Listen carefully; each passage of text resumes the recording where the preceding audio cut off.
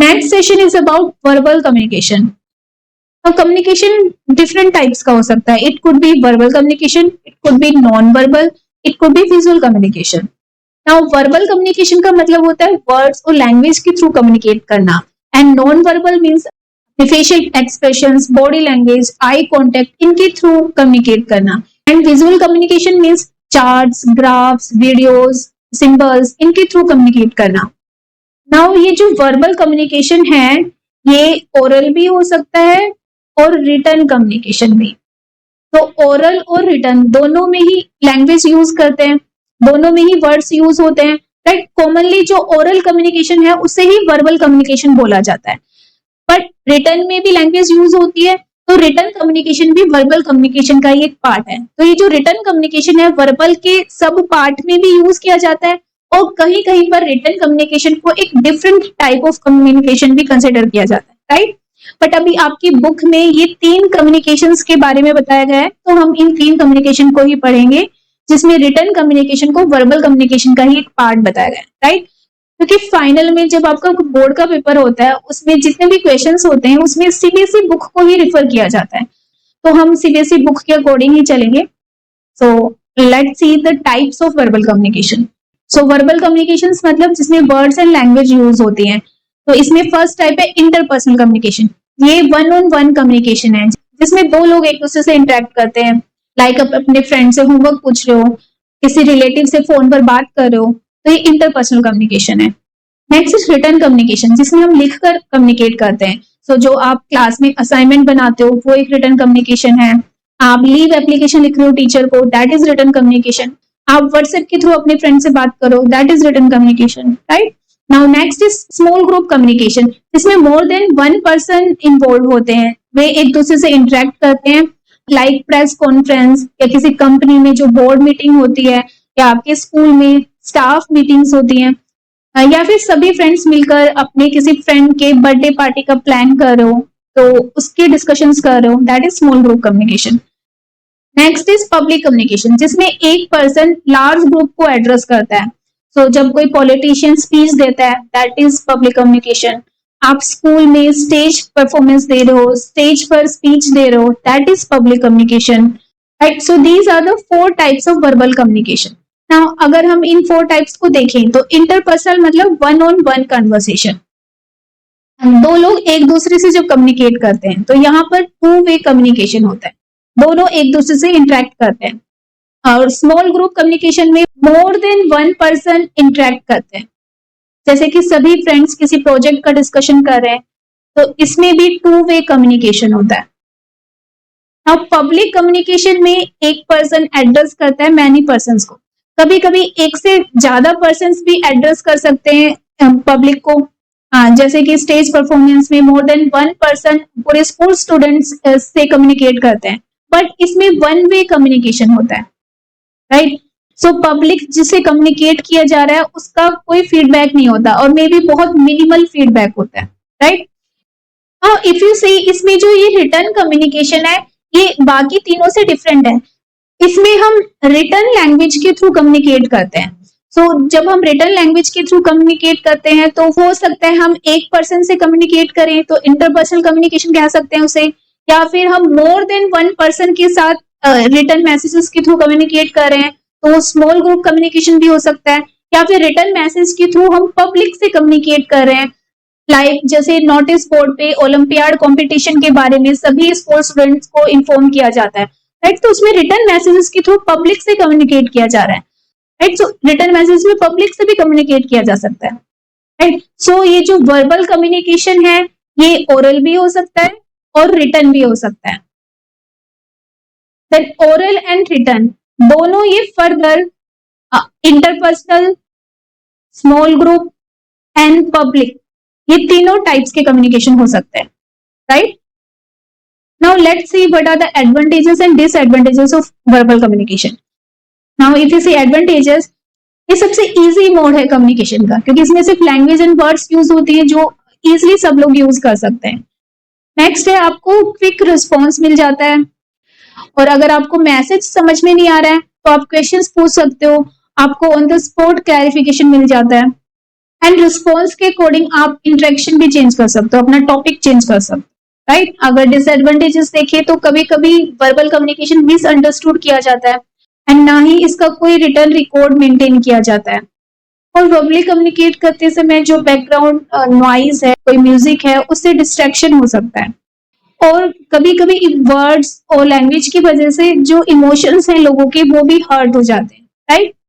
अब हम verbal communication को कैसे बेटर बना सकते हैं? First is think before you speak. तो हमें बोलने से पहले सोचना चाहिए, जिस भी टॉपिक पे आप बात करो वो टॉपिक क्या है, किस तरीके से आप अपनी बात को प्रेजेंट कर सकते हो। कहीं मैं जो बोलने जा रहा हूँ उससे दूसरों के इमोशंस तो हर्ट नहीं हो जाएंगे, राइट। तो इन सभी चीजों के बारे में हमें सोचना चाहिए एंड देन बोलना चाहिए। और अगर आप पब्लिक या मोर देन वन पर्सन के सामने बोल रहे हो तो आप अपनी बात को नोट डाउन भी कर सकते हो, प्लान कर सकते हो कि क्या क्या बोलना है, right. Next is concise and clear. बहुत ही शॉर्ट वर्ड्स में, जितने कम शब्दों में अपनी बात कह पाओ उतना अच्छा। सो जो भी इंफॉर्मेशन शेयर कर रहे हो वो टू द पॉइंट होनी चाहिए एंड अपनी बात को बहुत क्लियरली, लाउडली एंड एक मॉडरेट स्पीड में दूसरों के सामने रखनी चाहिए so that they can understand you. और सेम सेंटेंसेस को बार बार रिपीट नहीं करना चाहिए। Now next is confidence in body language. तो हमें हमेशा कॉन्फिडेंट रहना चाहिए। नाउ कॉन्फिडेंट का मतलब ये नहीं है कि आप जो भी बोल रहे हो वो हमेशा सही है और आप परफेक्ट हो, राइट। कॉन्फिडेंस का मतलब है कि आप जो भी कम्युनिकेट कर रहे हो आप कंफर्टेबली कम्युनिकेट कर रहे हो विदाउट एनी हेजिटेशन। और अगर आप गलत भी हो you are ready to accept that and to learn from that, right. So believing in yourself is confidence. और आपकी बॉडी लैंग्वेज भी कॉन्फिडेंस शो करती है। तो आप हमेशा आई कांटेक्ट मेंटेन करके रखो जब आप कम्युनिकेट कर रहे हो, बॉडी को स्ट्रेट रखो, अटेंटिव रहो and be friendly while talking, right. So these are the tips to master on verbal communication. Now next is session 3 that is about non verbal communication. Now we have seen verbal language means जो words and language हम use करते हैं communicate करने के लिए। नाउ नॉन verbal कम्युनिकेशन मीन्स बोलते वक्त जो हम हमारे फेशियल एक्सप्रेशंस होते हैं, बॉडी लैंग्वेज होती है या हमारा आई कांटेक्ट है, ये सभी नॉन वर्बल कम्युनिकेशन में आता है। तो अगर हम अपनी डे टू डे कम्युनिकेशन में देखें तो जितना भी हम कम्युनिकेट करते हैं उसमें 55% जो कम्युनिकेशन होता है हमारे फेशियल एक्सप्रेशंस और बॉडी लैंग्वेज के थ्रू होता है। और जो 45% कम्युनिकेशन बचा उसमें से भी जो 38% कम्युनिकेशन है वो हमारी जो वॉइस टोन है या जितना हम पोज ले रहे हैं उससे हो रहा है। सो इसका मतलब सिर्फ जो 7% कम्युनिकेशन है वो सिर्फ वर्ड्स और लैंग्वेज से होता है। जैसे कि टीचर बोर्ड पर कुछ लिख रहा है और पीछे बच्चे शोर करने लगते हैं, जैसे टीचर नजर घुमा के यस बोलता है तभी सभी बच्चों को समझ में आ जाता है we have to keep silent, teacher हमें चुप रहने के लिए कह रहा है, राइट। तो उसने सिर्फ एक वर्ड बोला but facial expressions, eye contact, body language से आपको समझ में आ गया कि you have to keep silence, right. So जो वर्ड्स होते हैं वो सिर्फ 7% ही मैटर करते हैं। तो इसका मतलब 93% हमारा जो कम्युनिकेशन होता है वो नॉन वर्बल होता है। So you can see non verbal communication कितना इंपॉर्टेंट होता है। And if you see some examples non verbal communication के, तो इसमें हम देखेंगे गेस्चर्स यूज होते हैं। गेस्चर्स का मतलब होता है स्पेसिफिक मूवमेंट जो हम अपने हैंड और आर्म्स को यूज करके करते हैं। जैसे कि जब हमें किसी को बाय बोलना हो तो हम अपना हैंड रेज करके वेव करते हैं, राइट। तो ये गेस्चर है। ऐसी एक्सप्रेशंस, हमारे जो फेशियल एक्सप्रेशंस है, हम हैप्पी हैं, सैड है, वो हमने अपने फेस एक्सप्रेशन के थ्रू कम्युनिकेट करते हैं। बॉडी लैंग्वेज, तो जो आपका पूरा बॉडी पोस्चर है वो भी आपकी एटीट्यूड को, आपकी फीलिंग को कम्युनिकेट करता है। जैसे कि someone slouching on the chair which means कि वो एक रिलैक्स मोड में है, बट अगर किसी का बॉडी पोस्चर स्ट्रेट है दैट शोज दैट कि वो बहुत अटेंटिव है, इंटरेस्ट शो कर रहा है, राइट। सो ये कुछ एग्जांपल्स हैं नॉन वर्बल कम्युनिकेशन के। नाउ नॉन वर्बल कम्युनिकेशन के टाइप्स देखते हैं, राइट। हमारे फेशियल एक्सप्रेशंस हमारे इमोशंस को, हमारे मूड को बताते हैं कि हम हैप्पी हैं, सैड हैं या फिर एंग्री हैं, राइट। और कम्युनिकेट करते समय हमें अपने फेशियल एक्सप्रेशंस को इफेक्टिवली यूज करना चाहिए। जैसे कि जब हम किसी से मिलते हैं तो हमें स्माइल करना चाहिए और जो भी बोल रहे हो उससे हमारे एक्सप्रेशंस मैच करने चाहिए। जब आप सुन रहे हो, जैसे क्लास में जब टीचर पढ़ा रहा है और आप सुन रहे हो तो you should node your head, जिससे टीचर ये समझ पाएगा कि आप उनकी बात को सुन रहे हो, समझ रहे हो। And it also shows respect. Next is posture. आपका जो बॉडी पोस्चर है, अगर स्ट्रेट बॉडी पोस्चर है तो ये बताता है कि आप कॉन्फिडेंट हो। स्लम्प्ड बॉडी पोस्चर है तो ये आपकी वीकनेस बताता है, या फिर आप बहुत ज्यादा टायर्ड हो वो शो करता है। तो हमारा बॉडी पोस्चर भी कम्युनिकेट करता है, तो इसे भी इफेक्टिवली यूज करना चाहिए। हाँ, जैसे आप अपने शोल्डर्स को स्ट्रेट रखो, बॉडी को रिलैक्स रखो। अगर आप खड़े हो तो अपने हैंड्स को दोनों साइड में रखो। Next is gesture. हम अपनी बॉडी को यूज करके कोई स्पेसिफिक मूवमेंट करते हैं। जैसे क्लास में क्वेश्चन पूछने के लिए आप अपना हैंड रेज करते हो। गेस्चर्स को भी हमें कॉन्शियसली अवेयर होकर यूज करना चाहिए। जैसे जब हम किसी पर्सन की तरफ फिंगर पॉइंट आउट करते हैं तो वो बहुत ही ओड लगता है, इससे दूसरा जो पर्सन है वो ऑफेंड भी हो सकता है आपसे, राइट। सो गेस्चर्स को भी हमें ध्यान से यूज करना चाहिए। Next is touch. जैसे जब हम किसी से मिलते हैं तो हैंडशेक करते हैं, या किसी को शाबाशी देनी हो, एनकरेज करना हो तो उनकी बैक पर, उनकी पीठ पर पैट करते हैं, राइट। सो ये टच है। तो टच को भी हमें इफेक्टिवली यूज करना चाहिए। जैसे जब हम किसी से मिलते हैं we should shake hands firmly. That shows that कि आप बहुत खुश हो उससे मिलकर, आप एक्साइटेड हो, राइट। और कहाँ पर आपको अपने टच गेस्चर्स को यूज करना है, कहाँ यूज नहीं करना, वो सब भी आपको ध्यान रखना है। जैसे कि हम फॉर्मली जब किसी से बात करें तो टच गेस्चर्स को अवॉइड करना चाहिए। Next is space. सेंडर और रिसीवर के बीच में जो फिजिकल डिस्टेंस होता है, जो स्पेस होता है, वो भी बहुत कुछ कम्युनिकेट करता है। वो भी बताता है कि सेंडर का रिसीवर के साथ कैसा रिलेशनशिप है। जैसे कि जो आपका बहुत बेस्ट फ्रेंड होगा, आप उससे बिल्कुल 1 फीट के डिस्टेंस में बात कर सकते हो। जैसे क्लास में आप विस्पर्स करके अपने फ्रेंड से बात करते हो, उसमें डिस्टेंस बहुत कम होता है। बट जब अननोन पर्सन से बात करते हो तो आप एक डिस्टेंस मेंटेन करके रखते हो। तो हमें प्रॉपर डिस्टेंस मेंटेन करना चाहिए डिपेंडिंग आपका रिलेशनशिप क्या है जब हम कम्युनिकेट करते हैं। Next is eye contact. So जिस तरीके से हम देखते हैं वो भी कम्युनिकेट करता है। जैसे एग्जाम्पल के लिए आप घर में 1-2 घंटे से वीडियो गेम खेल रहे हो या फिर कार्टून्स देख रहे हो, तभी मम्मी आती है और आपकी तरफ घूर कर देखती है, तभी आप समझ जाते हो मुझे ये वीडियो गेम या फिर ये कार्टून्स बंद करने हैं और अपना होमवर्क करना है, राइट।